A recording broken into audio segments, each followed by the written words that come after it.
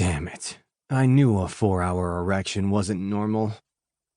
Groaning, I shifted uncomfortably in the cab of my truck and debated what to do. The emergency clinic I had parked out front of was open 24 hours, so that wasn't the problem. It was the embarrassment over my current predicament that had me stalling in the parking lot. But damn, I was in pain, and my cock felt like it was never going to go soft. It was growing more painful with every passing second. I tugged on my jeans, trying to create some extra room, and adjusted my erection yet again. Yeah, not helping.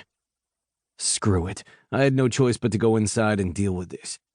I stalked across the dimly lit parking lot, trying to walk as normally as possible, but each step tested my sanity, and the short walk felt like I was partaking in a fucking marathon. When I finally reached the reception desk, an elderly woman looked up and asked what the problem was. I struggled to keep a straight face while I explained my current situation.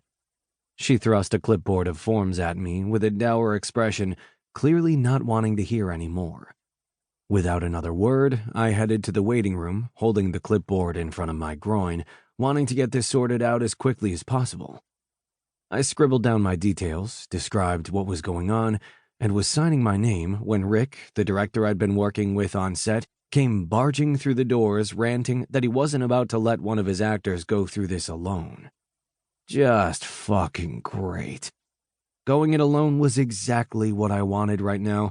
I didn't need an audience for my humiliation, thanks. There you are, he said, collapsing into the vacant chair next to me. How's it going? Fuck my life. As well as expected, I muttered, before walking back to the woman at reception and turning in my paperwork. Once I turned in the paperwork, I focused on thinking about anything that would tame this monster of a hard-on. The Chicago Bears, how much I hated hospitals, anything non-sexual. Nothing helped. It was full-on throbbing by the time they called me back 30 minutes later. I had hoped for a male doctor so we could handle this man-to-man, but as I stepped behind the curtained room and saw a young female nurse waiting for me, all my hopes went up in smoke. Rick followed me inside the small room and positioned himself in the corner to observe. I was convinced he was here for the sole purpose of having a good laugh. Fucker. When the nurse glared at me, her eyes widened and her breathing hitched. She looked young, too young to be a nurse, and was pretty in an innocent, sweet way that I didn't normally go for. "Hello, Cade Ellis?" she asked, glancing down at the clipboard she was holding. It took me a second to respond. "It's Cade." "Please have a seat." She gestured to the white paper-covered exam table and began flipping through my chart. "My name's Alexa. I'm a nursing student, and I'll be assisting the doctor tonight. Do you mind if I ask you a few simple questions before we move on to the hard stuff?"